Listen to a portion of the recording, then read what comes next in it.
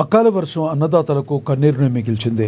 సోమవారం రాత్రి కురిసిన రాళ్ల వర్షానికి నిర్మల్ జిల్లా మామిడి మండలంలోని పోన్కల్, పోతారం, అనంతపేట్, బండాల, ఖానాపూర్, కమల్ఖోడ్, సోన్ మండలంలోని న్యూ వెల్మల్, బొప్పారం, కూచన్పల్లి తదితర గ్రామాల్లో చేతికొచ్చిన పంట నీటిపాలు కావడంతో రైతులు తీవ్ర ఆందోళన చెందుతున్నారు.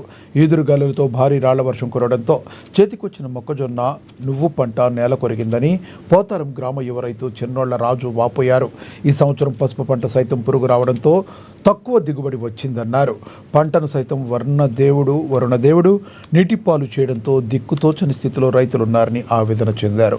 రాష్ట్ర ప్రభుత్వం స్పందించి వ్యవసాయ శాఖ అధికారులతో పంట నష్ట వివరాలు సేకరించి రైతులను ఆదుకోవాలని వేడుకుంటున్నారు. నా పేరు రాజు, పోతారం గ్రామం, మామిడి మండలం, నిర్మల్ డిస్టిక్. రాత్రి ఈదురుగాలులకు పడ్డ వర్షానికి మక్క చేన్లు ఇలా నీళ్ళ పాలైనాయి. ఈ సంవత్సరము క్రాపు బాగా వస్తుంది, మామిడి పూత వచ్చింది అనుకున్నాం. ఈ రాళ్ళ వర్షానికి, రాత్రి పడ్డ రాళ్ళ వర్షానికి మామిడి పూత కూడా రాలిపోయింది. అంతేకాకుండా ఉడకబెట్టిన పసుపు కళ్ళల పైన తడడం జరిగింది. దీనికి సంబంధించిన అధికారులు కొంచెం శ్రద్ధ తీసుకొని మన క్లస్టర్ లెవెల్లో, మండల్ లెవెల్లో ఏఈ కానీ, ఏఓ కానీ దీన్ని కొంచెం విచారించి ఆర్థిక నష్టం వచ్చేలా చర్యలు తీసుకోగలరు. పై అధికారులకు కూడా తెలియజేయగలరు.